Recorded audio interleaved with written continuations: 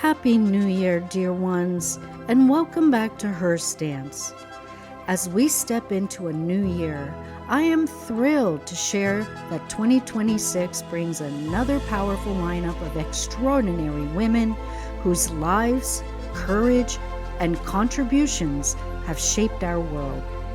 All episodes and HerStance challenges from 2025 are on the HerStance website at www.elevateherexistence.com. That's www.elevateherexistence.com. You can sign up for the Four Mothers Dispatch newsletter there too to get exclusive content and recaps on past episodes. There is no shortage of women who have contributed to humanity across the ages.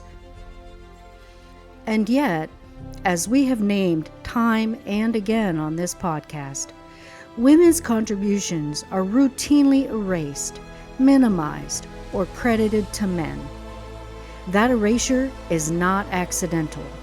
It is systemic, which is exactly why we must continue bringing these stories into the light. Here's something that should stop us all in our tracks. Women make up 51% of the world's population.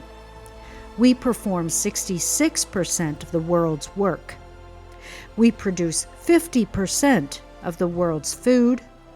We are 83% of single parents.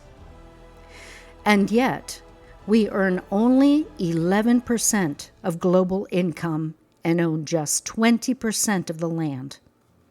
And through it all, women give birth to 100% of the population. So let me be very clear. On HerStance, every day and every month is a celebration of women. Today, we are stepping into territory that may be new for many listeners. We're going to talk about women in the Buddhist tradition, women whose spiritual authority, leadership, and resilience have been systemically challenged, yet never extinguished. I want to say this up front. Today is not a comparative theology lesson. I'm not here to debate Buddhism against any other spiritual path. Buddhism predates Christianity by centuries, and like all ancient traditions, it has evolved within and sometimes been constrained by the social norms of its time. What I do want to do is highlight several remarkable women on the Buddhist path and how their courage ensured that women could be ordained as fully recognized nuns, Bhikkhunis, after that possibility was nearly erased for almost 1,000 years. Our story begins with Mahāpajāpatī Gotamī, the founder of the Buddhist order of nuns. She was not a peripheral figure. She was the Buddha's foster mother, the woman who raised Siddhartha Gautama after his biological mother died shortly after childbirth. Siddhartha was born into privilege, into a noble family in what is now northern India. He was groomed for leadership, even marriage and kingship. But instead of governing people, he wanted to understand suffering. So he left the palace, studied with the great spiritual teachers of his time, and ultimately awakened on his own path to enlightenment. He then began teaching what we now call the Dharma, the path to liberation. When Mahāpajāpatī heard his teachings, she knew her life's calling had arrived. She asked to be ordained. She was denied. She asked again, denied again. Alongside her were 500 women, wives of men who had already left home to become monks. These women, suddenly without social status or protection, also requested ordination. Still the answer was no. As one contemporary Buddhist scholar noted, this was an unimaginable request in her era. Women had no public voice, no religious authority, and no recognized institutional role. Mahāpajāpatī did something radical. She and the women cut off their hair, they removed their ornaments, they put on the ochre robes of renunciation, and then they walked, barefoot, for days, through dust, heat, exhaustion, and vulnerability. No attendance, no privilege, no protection. Only after this unprecedented march did Mahāpajāpatī make her request a third time. And this time, the answer changed. She became the first Bhikkhunī, and the woman's monastic order was born. Her life as a nun was marked by discipline, clarity, and wisdom. She attained enlightenment early, earning recognition as the most senior and experienced among the Bhikkhunis. The texts describe her as steady, luminous, and unshakable. One modern nun writes that Mahāpajāpatī taught her this essential lesson. A woman must be faithful to her own truth, even when that truth isolates her or threatens the status quo. Mahāpajāpatī models a form of leadership we rarely celebrate. Leadership rooted in service, maternal compassion, disciplined gentleness, and moral courage. She was gentle and unstoppable. She is not merely an ancient figure. She is a living legacy. Every woman who walks a spiritual path today walks because she walked first. Theravada Buddhism spread from India to Sri Lanka and throughout Southeast Asia, Myanmar, Thailand, Laos, and Cambodia. And for nearly a millennium, the Bhikkhuni lineage thrived. Then, in the 11th century, it disappeared. Foreign invasions devastated monasteries in Sri Lanka. While the monks' order was later restored by importing monks from neighboring countries, women were excluded from that revival. The reasoning? Without an existing lineage of ordained nuns, conservative leaders claimed it was legally impossible to restart women's ordination. Once again, men debated women's spiritual legitimacy without women at the table. Yet the Buddha himself had said, "I will not pass away until I have nun disciples who are wise, well-trained, and confident." The contradiction is stark. The teachings were egalitarian. The institutions were not.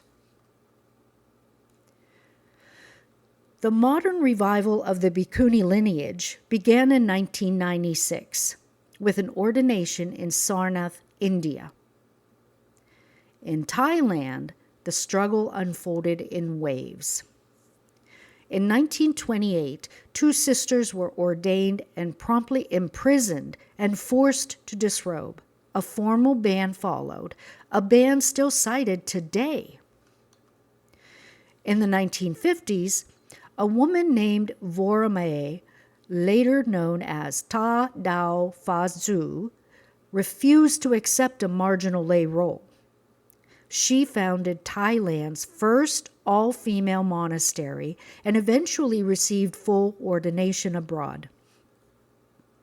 Her daughter, Bhikkhunī Dhammananda, would carry this legacy even further. Ordained in Sri Lanka in 2001, Dhammananda returned to Thailand to intense backlash, media ridicule, protests, and institutional hostility. She had been a wife, a mother, a television personality. She left it all behind, expecting quiet practice. Instead, she became a lightning rod. She endured hate mail, isolation, and public shaming. But she persisted. Her words are unforgettable. I traversed the globe so that my grandchildren will be proud of their grandmother who cleared the path. When asked whether the Buddha was a feminist, Dhammananda answers without hesitation. He declared that women can be enlightened. That declaration alone was revolutionary. She defines feminism simply and powerfully. A woman must be allowed to fulfill her potential, and if someone stands in her way, she must confront them. Her temple is an eco-temple, powered by solar energy, sustained through recycling, feeding families during COVID, and redefining what it means to make merit. Today, thousands of bhikkhunis exist worldwide. Their numbers are growing slowly, often without institutional support. They teach, counsel, organize, nurture communities, and care for the marginalized. And still, their status remains unequal. Mothering, caregiving, and social activism are too often dismissed as less than. But on HerStance, we know better. These women are not asking for permission. They are reclaiming their inheritance. In their quiet persistence, their disciplined compassion, and their unwavering commitment to truth, Bhikkhunis embody feminism in its most profound form, not as opposition, but as liberation. They remind us that patience is not passivity, and perseverance is a radical act. May we all learn from their footsteps in the dust, because every step forward for women, for humanity, has always begun with one brave woman refusing to turn back. You've made it to the HerStance Challenge.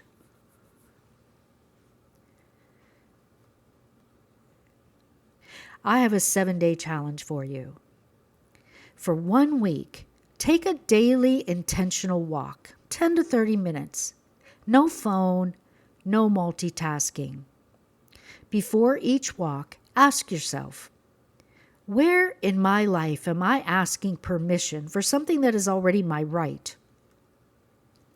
As you walk, reflect on a space where women's voices are minimized, workplace, family, faith, community.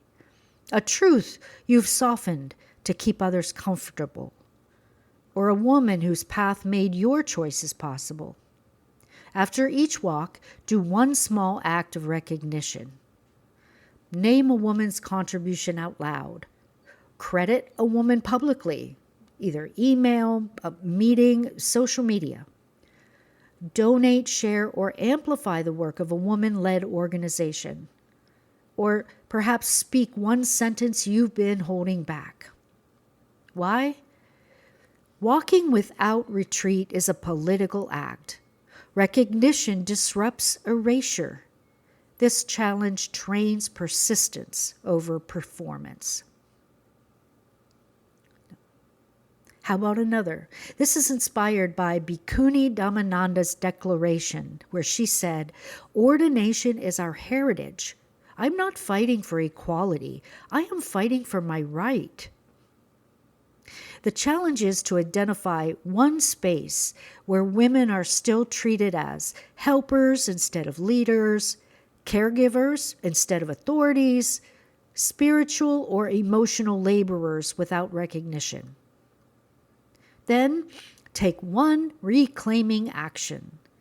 Ask for that title, pay, or recognition that you've been informally carrying. Interrupt a pattern where men speak about women instead of with them.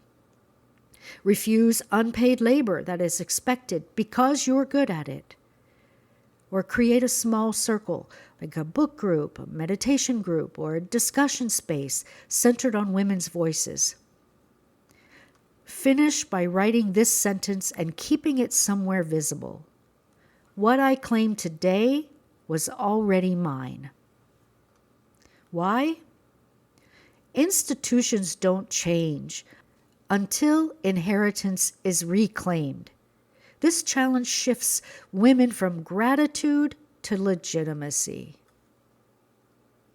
HerStance challenges aren't about doing more. They're about walking longer, speaking clearer, and remembering what was never meant to be taken from us. I'll go ahead and post in the show notes ways that you can support Bhikkhunis in the United States and abroad. Also, ways that you can learn more about women in Buddhism. HerStance is produced and hosted by me, Sandra Cayley.